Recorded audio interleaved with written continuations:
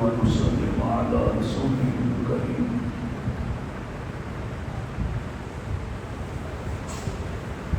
بسم الله الرحمن الرحيم. رب اشرح لي صدري ويسر لي امري واحلل عقدة من لساني يفقهوا قولي.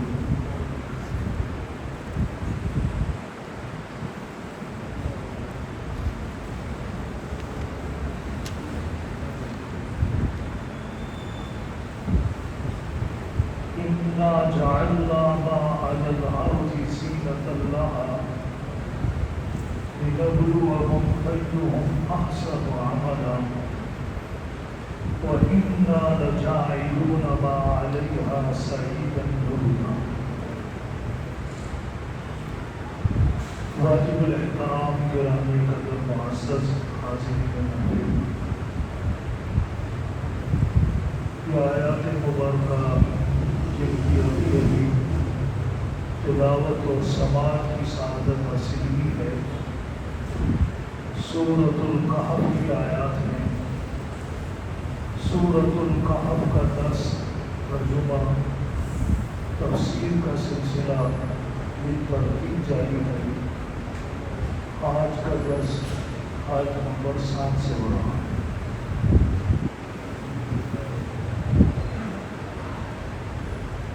قرآن کریم فرقان مجید میں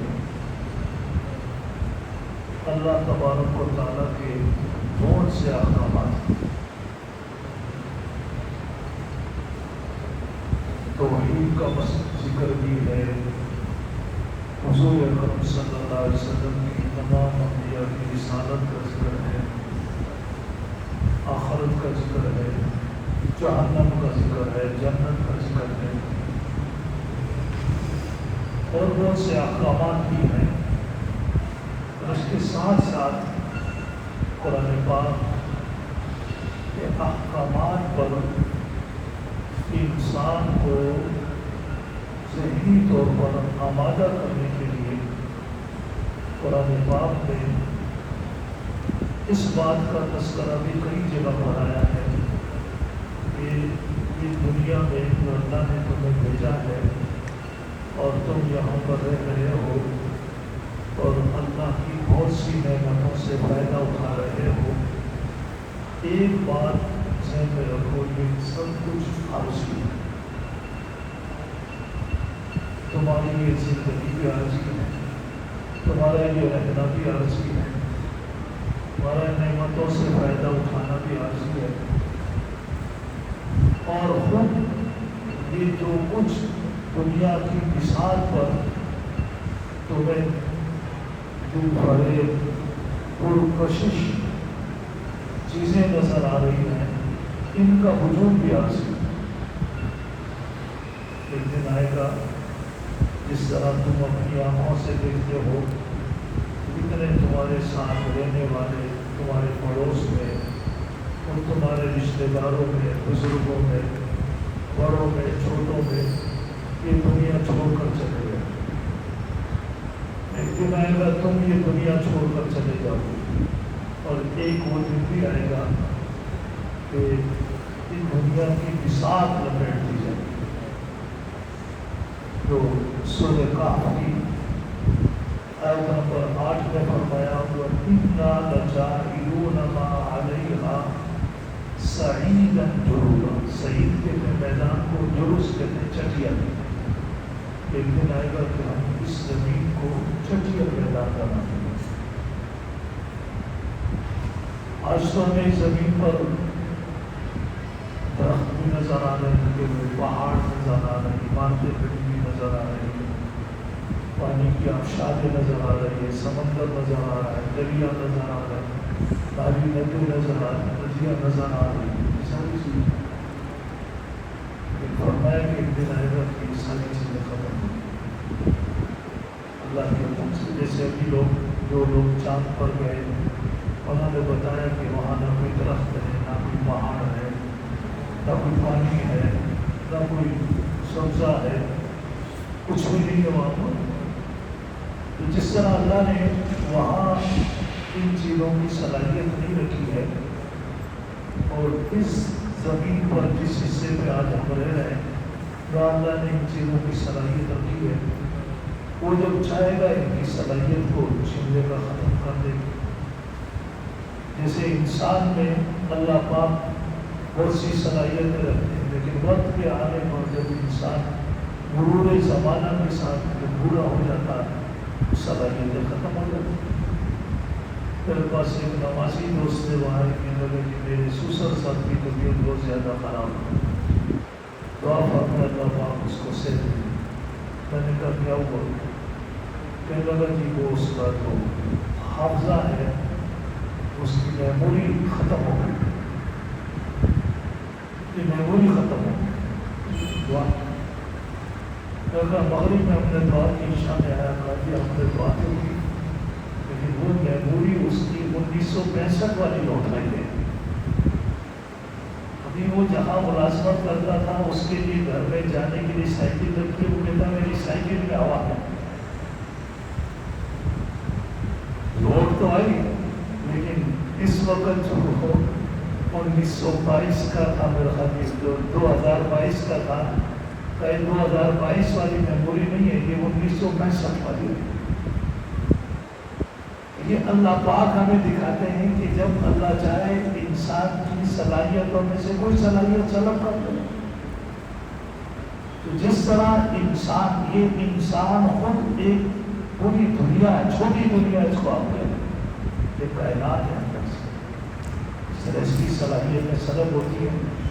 اسی طریقے سے اس کائنات میں جو کچھ صلاحیتیں اللہ نے رکھی ہے، فرمائے کہ ہم سلب کر دیں گے۔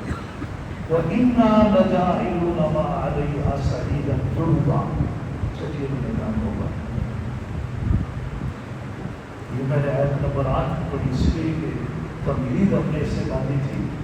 آیت نمبر 7 میں فرمایا کہ یہ جو کچھ تمہیں نظر آ رہا ہے اس وقت، اور تم انہی چیزوں کے فریفتہ ہوتے جا رہے ہو، تو اللہ کی نعمتیں نظر آ رہی ہیں۔ تو نعمتیں اس لیے نہیں ہے کہ آپ اس کے دھوکے میں مبتلا ہو جائیں، اس پر فریفتہ ہو جائیں۔ فرمایا اِنَّا جَعَلْنَا مَا عَلَى الْأَرْضِ زِينَةً لَهَا، یہ زمین پر تمہارے رہنے کے لیے ہم نے بڑی خوبصورت خوبصورت چیزیں بنائی ہیں، لیکن یہ بنائی اس لیے نہیں ہے کہ تم اس میں کھو جاؤ، یہ بنائی ہے تمہارے امتحان کے لیے، لِنَبْلُوَكُمْ أَيُّهُمْ أَحْسَنُ عَمَلًا، دیکھنا چاہتے ہیں، تمہارا امتحان کرنا چاہتے ہیں کہ تم میں سے اچھا عمل کون کرے گا۔ چاہے تم ان چیزوں میں، ان کے فریب میں مبتلا ہو جاتے ہو، یا پھر تم اپنے پرپس، اپنے مقصد کے اوپر قائم رہتے ہو۔ ان کا مقصد اللہ نے لِنَبْلُوَهُمْ أَيُّهُمْ أَحْسَنُ عَمَلًا، احسن عمل، خوبصورت عمل کیا ہوتا ہے؟ وہ عمل جو حضور اکرم صلی اللہ علیہ وسلم کی سنت کے مطابق ہو، خالص اللہ کی رضا کے لیے، اس میں دنیا کو راضی رکھنے کا، دنیا کو خوش کرنے کا کوئی مطلب نہ ہو۔ اللہ نے دنیا کو خوبصورت بنایا، جب آپ دنیا کی خوبصورتی میں مبتلا ہوتے ہیں اور جو عمل کرتے ہیں دنیا کے لیے کرتے ہیں یا اللہ کے لیے کرتے ہیں۔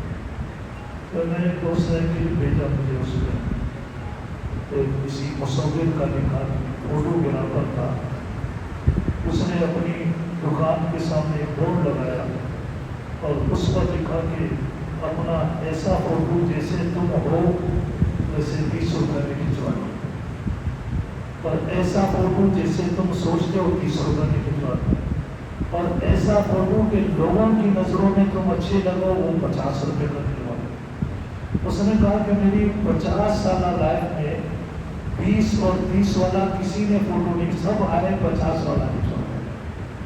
تو سب یہ چاہتے ہیں کہ ہم لوگوں کی نظروں میں اچھے بن جائیں، لوگوں کی نظروں میں اچھے بننے کا فائدہ کوئی نہیں کہ لوگ جتنا بھی اچھے بن جائیں۔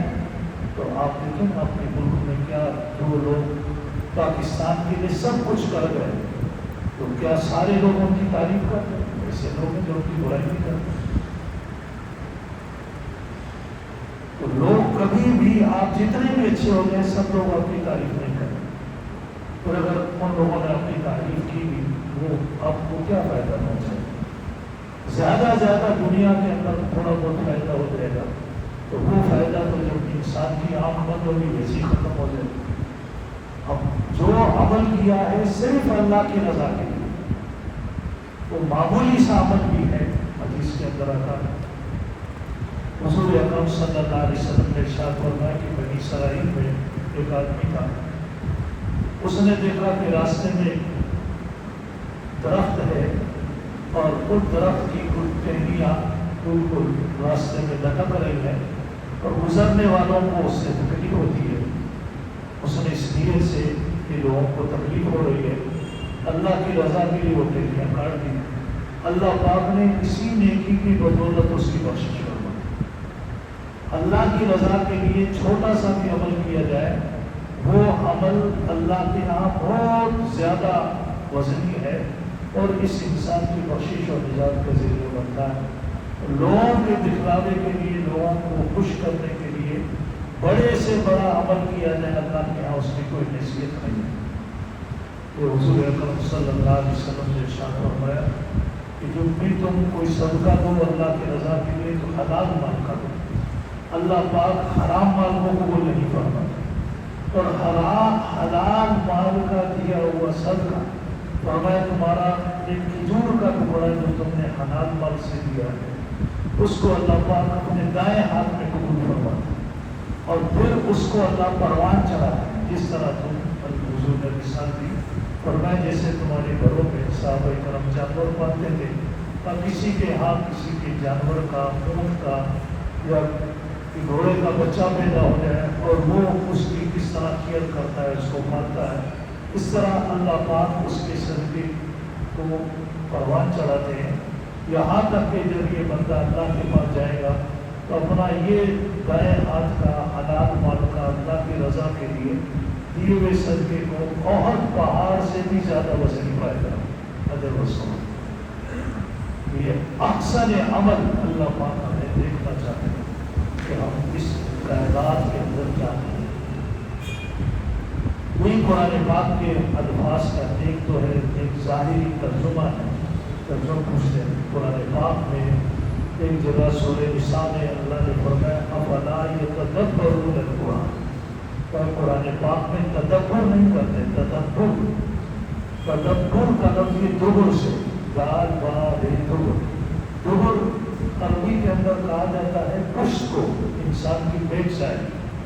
یعنی قرآن پاک کے الفاظ کے بیک سائڈ پہ اللہ نے کیا رکھا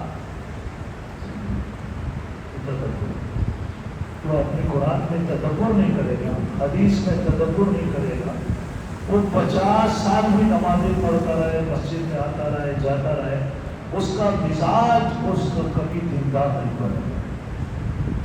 مولانا تقی عثمانی صاحب نے ایک جگہ پہ لکھا ہے فرمایا کہ ہمارے والد صاحب حضرت مفتی محمد شفیع صاحب نور اللہ مرکزہ فرمایا کہ جب قرآن پاک کی تلاوت فرماتے تھے اور ہم میں سے کوئی ان کے بچوں میں سے کوئی گزرتا تو بعض مرتبہ اس کو بلا کر اور اس کی توجہ دلاتے تھے کہ قرآن پاک ہمیں یہاں یہ سکھا رہا. ایک مرتبہ کا اپنا واقعہ لکھا فرماتے ہیں کہ ہمارے والد صاحب تلاوت کر رہے تھے اور میں وہاں سے سامنے سے گزرا تو مجھے آواز دی اور فرمایا کہ بیٹا دیکھو میں یہ سورہ بقرہ کی آیت پڑھ رہا ہوں وَإِذْ يَرْفَعُ إِبْرَاهِيمُ الْقَوَاعِدَ الْبَيْتِ إِسْمَاعِيلَ. جس وقت حضرت ابراہیم علیہ السلام و تسلیم بیت اللہ کی بنیادیں اٹھا رہے تھے اور حضرت اسماعیل علیہ السلام. اب فرمایا کہ بیٹا دیکھو یہاں بیت اللہ کی تعمیر میں دونوں شریک تھے باپ بھی بیٹا بھی لیکن قرآن پاک نے جب اس واقعے کو ذکر کیا تو باپ کا ذکر پہلے کیا بیٹے کا بعد میں کیا. یہ قرآن ہمیں ادب سکھاتا ہے کہ جب آپ میں کوئی چھوٹا ہے کوئی بڑا ہے تو آپ نے بڑے کو عزت دینی، اس کا احترام کرنا۔ پھر اس پر ایک واقعہ بھی سنایا حضرت عمر رضی اللہ تعالیٰ عنہ۔